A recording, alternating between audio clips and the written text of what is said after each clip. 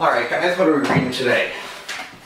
Oh, hello there. I'm sorry I didn't notice you as I just came in here. I'm just about to read a story to some of my friends here. You're welcome to join us. There's a free seat. Who knows, you might even learn something. Okay, alright, let's get started. Once upon a time, there were 3 little Cigs. Their parents were used, they were starting to fold, but today was the day they set out to find their own digs. "Stay clear of the big bad Zippo," said Daddy Cig to his kids. "He's an insurance risk, a hothead, and a killer to boot." The Cigs got his message loud and clear. It was the burning-headed man that they ought to fear. And they hadn't gone far, like, really, at all, when they saw a lid sauntering towards them, wearing a receipt like a shawl. "I could have a mighty fine life if I lived in that receipt," the Cig thought. Then he chuckled, nodded his head, and beat the lid shitless until it was dead. The other little Cigs left their brother behind, and as they continued on their way, to their surprise they did find a green metal can with a hole in its side. "What a fine way to live, if in that can I could hide," said Cig number 2, as he made up his mind to dispose of the dice who loitered by his fresh green find. So with a quick shove and nary a cry, he sent her spinning off the edge, surely to fall, and then die. And the final Cig continued, this time getting really quite far, when away in the distance, she spotted a jar. "Oh, how I could live, well, I'd live like a star, if only I could get into that smooth-looking glass jar." And it was only at this moment that she noticed 2 pills, who by the looks of the couple about her conquest did mill.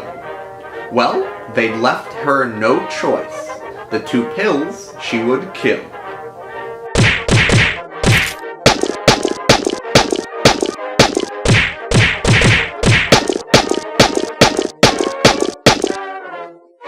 But after she dealt with the cleanup, and her life once again became still, an icy hand gripped her stuffing, and down her tube ran a chill. And each Cig paused from the life they were living, and when they turned to look back, their minds were filled with misgiving.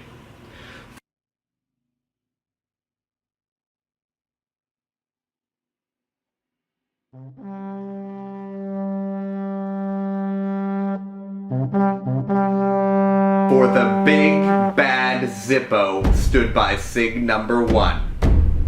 Little Cig, let me in, I'm your mum," rasped the lighter. "Not by the filter stuck deep in my bum," replied the first little Cig. "Then I'll open my mouth and let out such a breath that you'll barely be able to scream before I burn you to death." The Zippo roared as the Cig once again felt like a kid. But he was wrong. There was time to scream, and scream the little Cig did.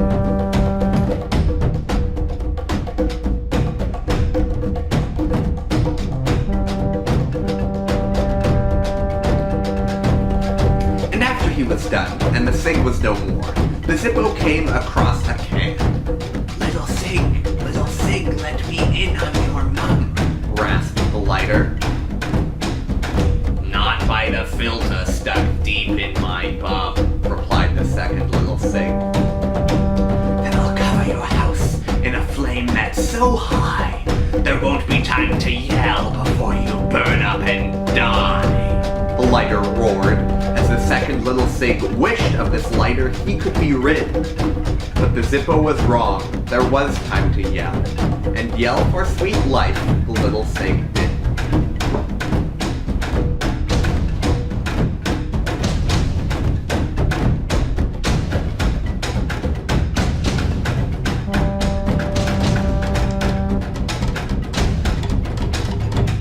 Then, the lighter came upon the third little Cig, still in her jar.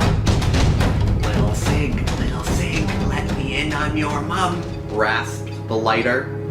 Not by the filter stuck deep in my bum, replied the second little Cig. And all around your glass jar with flames I shall fill. And before you can shout, you'll be the next I have killed. The lighter roared as the last little Cig remained in her jar. But the Zippo was wrong, for the Cig did not die.